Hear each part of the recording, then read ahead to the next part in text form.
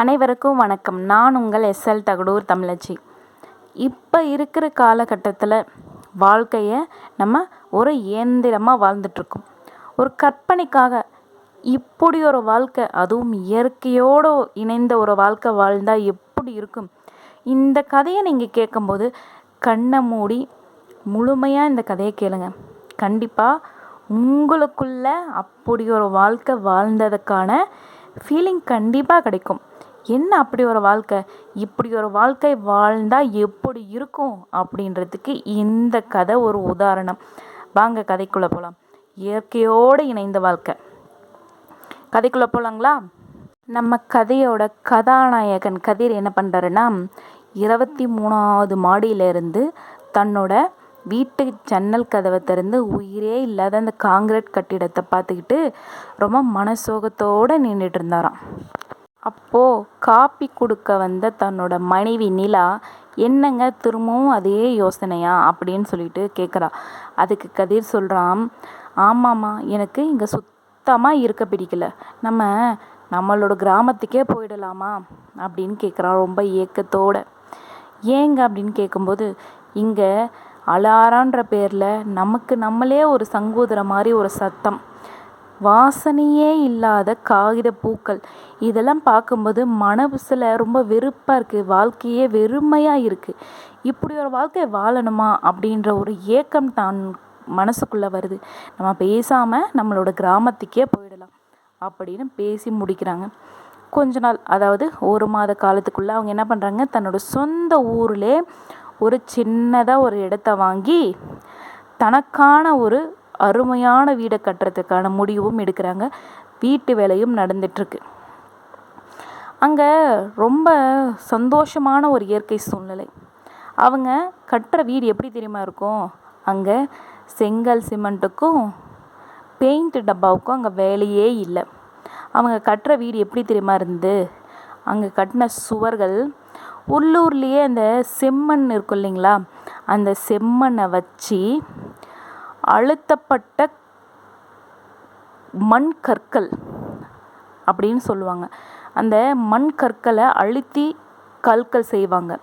அந்த செம்மண் கற்களை வச்சு அந்த சுவர் எழுப்பியிருப்பாங்களாம். இதை சிஎஸ்இபி அப்படின்னு கூட சொல்லுவாங்க. இது எப்படி தெரியுமா இருக்கும்?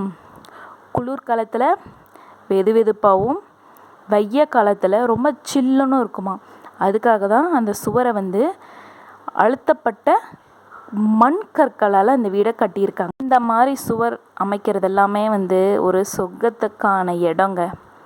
2வது விஷயம் என்ன தெரியுங்களா, நம்ம கலர் கலராக விதவிதமாக ரகரகமாக டைல்ஸு இல்லைங்களா, அந்த டைல்ஸில் நம்மளுக்கு எவ்வளோ பாதிப்பு இருக்குது, நம்ம உடலுக்கு எவ்வளோ தீங்கு விளைவிக்குது அப்படின்னு நம்மளுக்கு நல்லாவே தெரியும். இருந்தாலும் என்ன பண்ணுறோம், அதை நம்ம வாழ்க்கை முறையில் பயன்படுத்தி தான் ஆகணும். ஆனால் கதிர் கட்டுற வீட்டில் என்ன தெரியுமா பண்ணியிருந்தார், நோ டைல்ஸ், ஒன்லி ஓடு. அதுவும் ஆத்தங்குடி ஓடு அப்படின்றது ரொம்ப ஃபேமஸ், எல்லாருமே கேள்விப்பட்டிருக்கோம் இல்லைங்களா. அந்த ஓட்டோட வீட்டில் அந்த ஓடை வச்சு வீடு கட்டியிருக்காங்க. பார்க்கறதுக்கு அவ்வளோ பாரம்பரியமான ஒரு கோவில் மாதிரி ஒரு லுக்கு நம்மளுக்கு கண்டிப்பாக தரும். அதனால தான் நிறைய பேர் ஆத்தங்குடி ஓடு போடுறதுல ரொம்ப விருப்பப்பட்டு செய்வாங்க. 3வது ரொம்ப ரொம்ப ரொம்ப ரொம்ப ரொம்ப முக்கியங்க, அதுதான் இந்த காலகட்டத்தில் இல்லாத ஒரு விஷயம். என்ன தெரியுங்களா, முற்றம். எப்படின்னா, வீட்டுக்கு நடுவில் எல்லா பக்கமும் அடைச்சிருப்பாங்க, ஆனால் வீட்டுக்கு நடுவில் ஓப்பன் பிளேஸ் இருக்கும். அதில் மழையாக இருந்தாலும் சரி, வயலாக இருந்தாலும் சரி, அந்த இடத்துல வத்தலை காய போடுறது, மழை பெய்யும் போது அந்த மழை தண்ணீர் அதுக்குள்ளே விழும். அது பார்க்கறதுக்கே ஒரு கண்குள்ளே காட்சியாக இருக்கும். கண்ணை மூடி அதை மட்டும் யோசித்து பாருங்களேன். அப்படிப்பட்ட ஒரு வீடை கட்டுறாரு கதிர். கொஞ்ச நாள் ஆகுது, அந்த வீட்டுக்குள்ளே அவர் நல்ல ஆழ்ந்த உறக்கத்தில் இருக்கார். 5 மணிக்கு பறவைகளோட சத்தம், அதுதான் அவர் கூட அலாரம். அழகாக தூக்கத்தை கலைஞ்சு எழுந்து வராரு. வரும்போது பார்க்கும்போதே அந்த ஜன்னலை திறந்து பார்த்தா, ஆஹா, சொல்லவே முடியாதுங்க, அவ்வளோ சிலு சிலு சிலுன்னு காற்று. அவங்க தோட்டத்தை பக்கத்தில் வச்சுருந்த மல்லிகைப்பூ, சாமந்திப்பூ, ரோஜா, இந்த மலர்களோட வாசம் எல்லாமே கலந்த ஒரு மூக்கு பக்கம் வருது. ஆஹா, என்ன ஒரு வாழ்க்கை! அதை அவர் ரசிச்சுக்கிட்டே இருக்கும்போதே அவரோட மனைவி பின்பக்கம் என்ன பண்ணியிருப்பாங்கன்னா, வீட்டு தோட்டம் அமைச்சிருப்பாங்க. அப்போது அவங்களோட மனைவி அங்கேருந்தே சொல்கிறாங்க, இன்னைக்கு நம்ம தோட்டத்தில் பறித்த கத்திரிக்காய் தான் சமையல் அப்படின்னு சொல்லும்போதே கதிருக்கு ஒரே பெருமிதம். என்னென்னா, தன்னோட தோட்டத்தில் சமைச்ச, அதாவது விளைஞ்ச காய்கறியை வச்சு தன்னோட வீட்டில் சமைக்கிறோம் அப்படின்னோடனே அவருக்கு ரொம்ப பெரிய பெருமையாக போச்சு. இந்த மாதிரி ஒவ்வொன்றையும் பார்த்து பார்த்து செஞ்சிட்டு இருந்தார். ஒரு நாள் என்ன ஆகுதுன்னா, திடீர்னு பயங்கர மழை.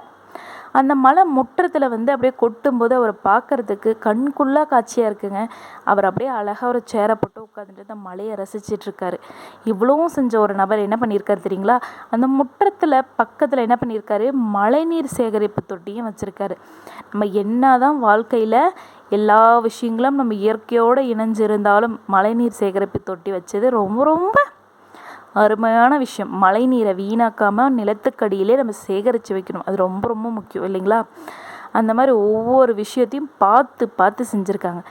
அவர் அப்போ தான் என்ன பண்ணுறாரு, தன்னோட வாழ்க்கையை முழுமையாக நான் வாழ போகிறேன், என் வாழ்க்கைக்கு ஒரு முழுமை கிடச்சிருச்சு அப்படின்னு சொல்லிட்டு ரொம்ப சந்தோஷமாக அந்த வாழ்க்கையை அனுபவிக்கிறாரு. வீடுன்றது எப்படி தெரியுமா இருக்கணும், நம்ம வசிக்கிற 4 சுவர் மட்டும் இல்லைங்க, அது ஒரு ஆன்மா. நம்ம என்ன பண்ணுறோமோ அது நம்ம மனசார திருப்தியாக அந்த வீட்டுக்குள்ளே பண்ணும்போது அவருக்கு எப்படி தெரியுமா இருந்தது, ஒரு சொர்க்கத்தில் வாழ்கிற மாதிரி இருந்தது. அப்படி இருக்கும்போது ஒரு நாள் நகரத்தில் இருந்து அவரோட நண்பர் வீட்டுக்கு வராரு. வரும்போது ரமேஷ் கதிர்கிட்ட கேட்குறாரு, என்ன கதிர், வெளியில் வெயில் அப்படி பொழந்து கட்டுது, வீட்டுக்குள்ளே எவ்வளோ குழு குழுன்னு இருக்கே அப்படின்னு கேட்குறாரு. ஆமாம், இது மண்ணால் கட்டப்பட்ட சுவர், அதனால் எப்போவுமே இது வெய்ய காலங்களில் ஒரு குழு குழுப்பாகவும் மழை காலங்களில் வெது வெதுப்பாகவும் இருக்கும் அப்படின்னு சொன்னாராம். ஆஹா, ரொம்ப அருமையாக இருக்கே அப்படின்னு சொல்லிட்டு இருக்கும்போது எல்லாரும் சேர்ந்து ஒரு இடத்துல உட்காந்து பேசிகிட்ருக்காங்க. அப்போது ரொம்ப அருமையாக இருக்கே வீடு அப்படின்னு சொல்லிட்டு ரமேஷ் சொல்கிறான். அதுக்கு கதிர் சொல்கிறாரு, வீடுன்றது நம்ம வசிக்கிற 4 சுவர் மட்டும் இல்லை ரமேஷ், அது நம்மையும் இந்த பூமியையும் இணைக்கிற ஒரு பாலம். நம்ம இயற்கையை நேசித்தா அது நம்ம காக்கும் அப்படின்னு சொன்னாராம். அதை கேட்கும்போதே ரமேஷ்க்கு ஒரு சின்ன ஆசை, தனக்கும் இந்த மாதிரி ஒரு வீடு அமையாதா அப்படின்னு சொல்லிட்டு. நம்மளுக்கே அந்த ஆசை இருக்குது இல்லைங்களா? அந்த மாதிரி இருக்கும்போது எல்லாரும் சேர்ந்து என்ன பண்ணுறாங்க, மாடி மேலே அதுவும் நிலாசோறு சாப்பிட்லான்னு சொல்லிட்டு எல்லாரும் பாயும் படுக்கையோடு அங்கே போய் உட்காந்துட்டு நிலாசோறு சாப்பிடும்போது மின்மினி பூச்சிகள் கொஞ்சம் கொஞ்சமாக வெளிச்சத்தோடு பார்க்கும் அந்த இயற்கை காற்று எல்லாமே அடிச்சுட்டு வரும்போது, ஆஹா என்ன வாழ்க்கை, இது சொர்க்கண்டா அப்படின்ற மாதிரி கதிர் ரொம்ப முழுமையான தன்னோட வாழ்க்கையை வாழ்கிற மாதிரி ஒரு ஃபீல் பண்ணுறான். அப்போது அவன் கட்டினது வெறும் கல்லாலான வீடு அல்ல, அது அவனுடைய ஆன்மாவை இணைக்கும் ஒரு இயற்கை பூங்கா அப்படின்றத ரொம்ப சந்தோஷமாக தன்னோட வாழ்க்கையை ஏற்றுக்கிறான்.